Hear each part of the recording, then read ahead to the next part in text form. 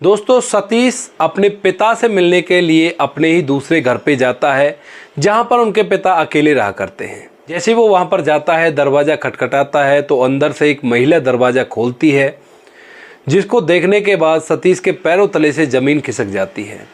अब इसके बाद सतीश कुछ ऐसा करता है कि जिसने भी सुना वो हाथ मलते रह गया। आखिर कौन थी वह महिला और ऐसा क्या किया था सतीश ने उनके साथ? पूरी सच्चाई जानने के लिए वीडियो को अंत तक जरूर देखें। नमस्कार दोस्तों, मेरा नाम है जीतू सौरौत। आप लोग देख रहे हो ब्रेन डिमांड चैनल। वीडियो को ज़्यादा से ज़्यादा शेयर करें और पेज को फॉलो करना ना भूलें। आज की जो ये घटना है ये है मुजफ्फरनगर की। मुजफ्फरनगर के अंदर एक सतीश नाम का लड़का रहा करता है, जिसके पिता का नाम है भगवान सिंह। एक माँ है और एक बहन है। बहन की शादी हो चुकी है। तो माँ, बाप, बेटा वहाँ पर रहा करते हैं। उनके दो मकान और हैं, एक मेरठ के अंदर है और एक दिल्ली के अंदर है। क्योंकि दिल्ली के अंदर तो जो सतीश है उसकी नौकरी लगी हुई है इनकम टैक्स विभाग में, तो दिल्ली के अंदर उसने मकान ले रखा है, तो वहाँ पे भी कभी कभी वो लोग रहा करते हैं।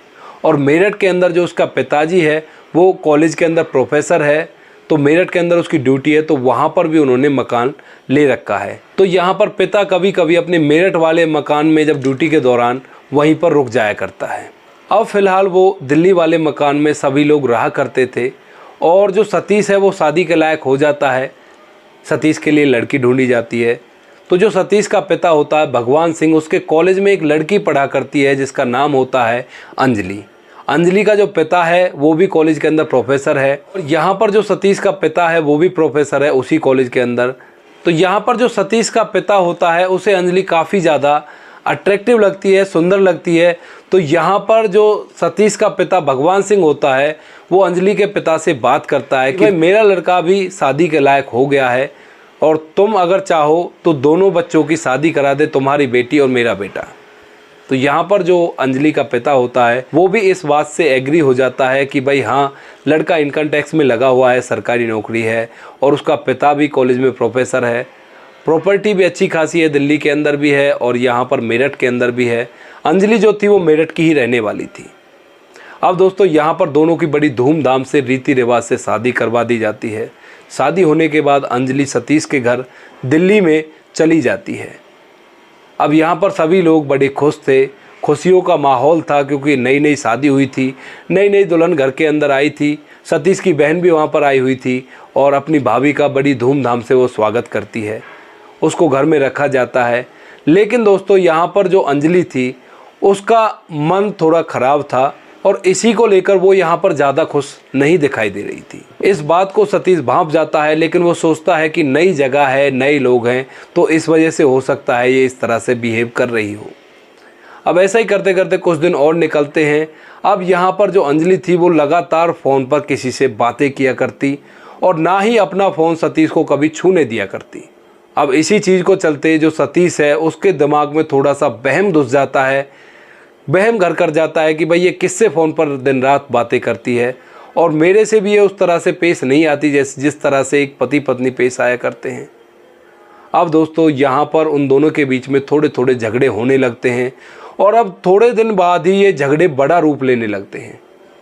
इन झगड़ों के चलते ही जो अंजलि है वो कई बार अपने मायके चली जाया करती और 2-2 3-3 महीने बाद वापस आया करती।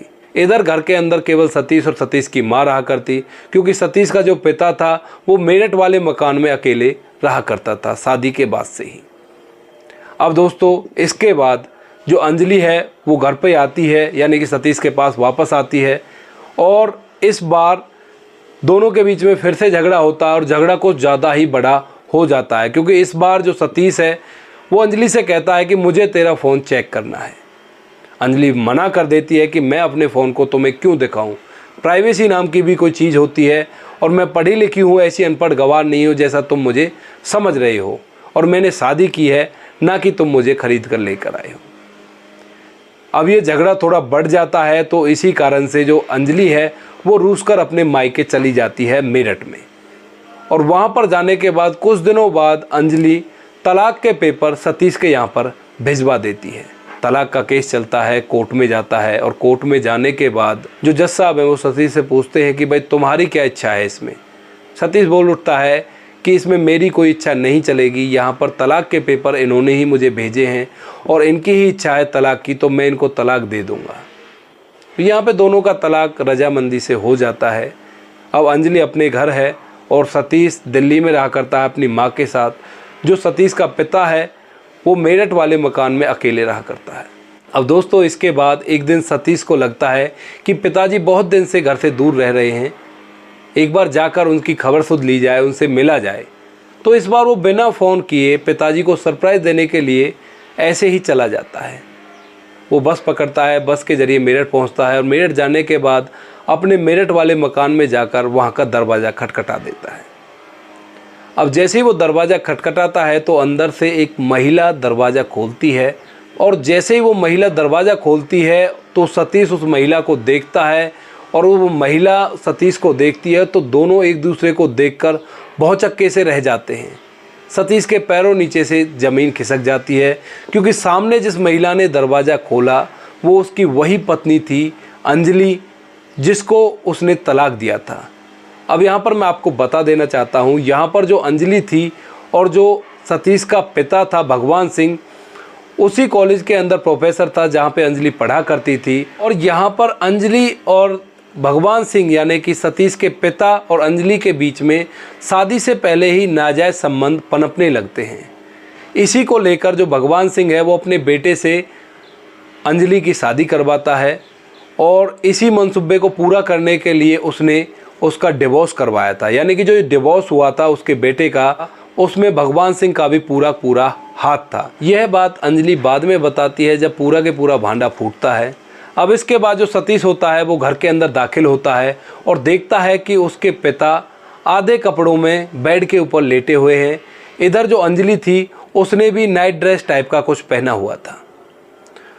तो मामला समझने में सतीश को तनिक भी देरी नहीं होती, वह मामला समझ जाता है कि मामला क्या है। लेकिन यहाँ पर वो बड़े ही धैर्य से काम लेता है। वो सबसे पहले अपनी माँ को बताता है, उसके बाद अंजलि के घर वालों के पास फ़ोन करता है कि भाई तुम्हारी बेटी इस तरह से ऐसे ऐसे है। अब उन सभी को कहता है कि भाई तुम लोग यहाँ पर आओ और उन सभी को बुलाकर जो सतीश होता है वो फूल मालाएँ मंगाता है और अपने पिता से कहता है कि पिताजी मैंने तो इसको तलाक दे दिया है, अगर आप इसके साथ खुश हैं तो आप ये माला लीजिए और एक दूसरे को पहना दीजिए और आप लोग खुश रहिए। अब ऐसा सुनने के बाद जो पिता है वो शर्म से झुक जाता है बिल्कुल। यहाँ पर सभी लोगों के उपस्थिति में एक दूसरे को माला पहनाई जाती है और अब उसके बाद जो सतीश है अपने घर चला जाता है। अब जो ये बात थी, अंजलि ने सतीश के पिता के साथ शादी कर ली थी और उसके साथ पत्नी की तरह रह रही थी। अब ये बात अंजलि के घर वालों को यानी कि कुनवा वालों को भी पता चलती है। तो वहाँ पर अंजलि के चाचा चाची सतीश के घर पे आते हैं, उसकी माँ के पैर छूते हैं और सतीश से भी दुआ सलाम करते हैं।